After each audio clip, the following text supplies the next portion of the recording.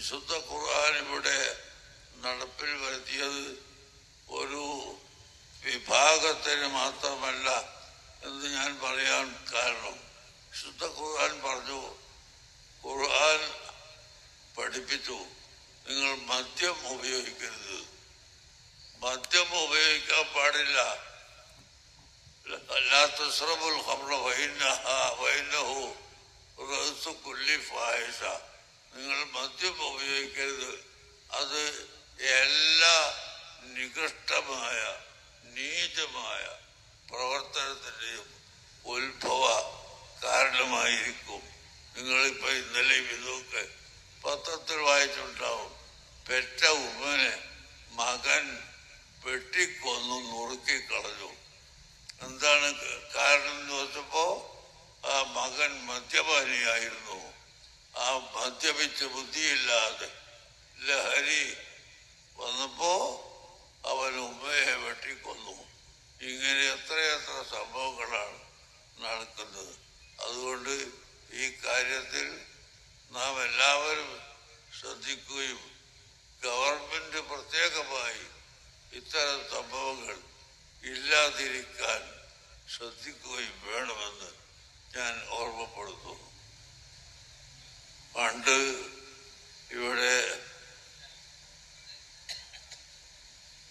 കള്ളുഷാപ്പുകൾ നിരോധിക്കണമെന്ന് പറഞ്ഞ് പലരും ആവശ്യപ്പെട്ട് അതിൻ്റെ വക്കിൽ വരെ എത്തിയിരുന്നു.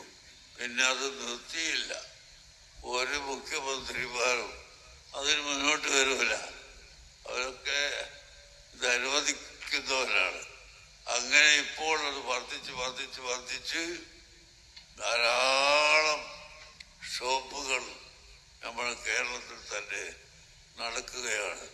മുസ്ലിമുകളുള്ള കേന്ദ്രത്തിലാണ് ധാരാളമായി മദ്യപാനം നടക്കുന്നത് എന്ന് പത്രക്കണക്കുകൾ പറയുന്നു.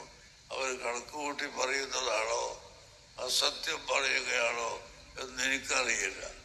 മുസ്ലിമീങ്ങളാണ് ഇത് അധികം ഉപയോഗിക്കുന്നത് എന്ന് വരുത്താൻ വേണ്ടി അങ്ങനെ ഒരു നുണ ഉണ്ടാക്കി തീർത്തതാണോ അല്ല സത്യമാണോ എന്ന് നമുക്കറിയില്ല.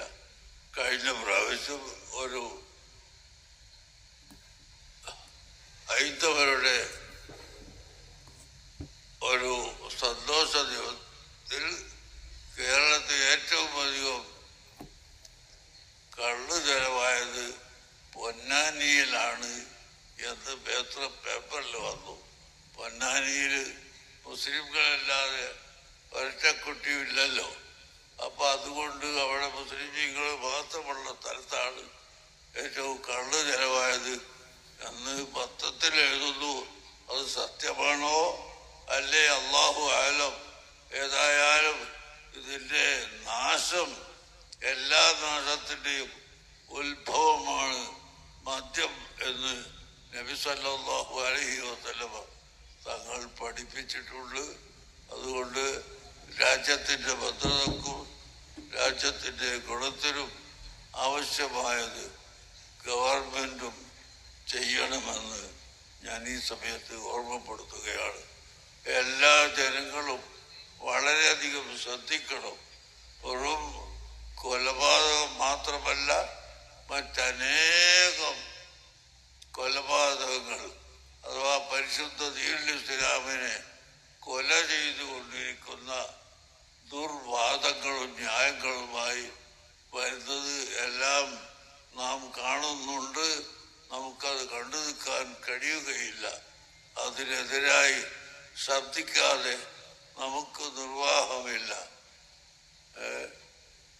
ഇന്ന് തന്നെ നമ്മൾക്കെതിരായി പത്രത്തിൽ ധാരാളം വരുന്നു. എന്താ ഈ മുസ്ലിയാക്കന്മാർ യാഥാസ്ഥികന്മാരാണ്, അവർക്ക് ലോകം തിരിയാത്തവരാണ് എന്നൊക്കെ പറഞ്ഞുകൊണ്ട് നമ്മളെ പരിഹസിച്ചുകൊണ്ടിരിക്കുന്നു.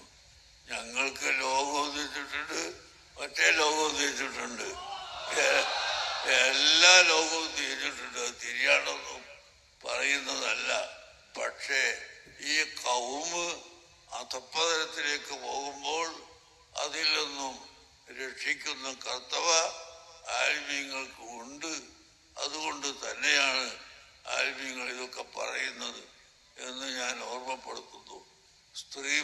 സങ്കലനം സ്ത്രീകളും പുരുഷന്മാരും ഒന്നായി ഒരുമിച്ച് കൂടി ഇടകലർന്നുള്ള ഏത് പദ്ധതി കൊണ്ടുവന്നാലും അത് ഇവിടുത്തെ ദീൻ പൊളിക്കാനുള്ള പദ്ധതിയാണ് എന്ന് നമ്മൾ മനസ്സിലാക്കണം.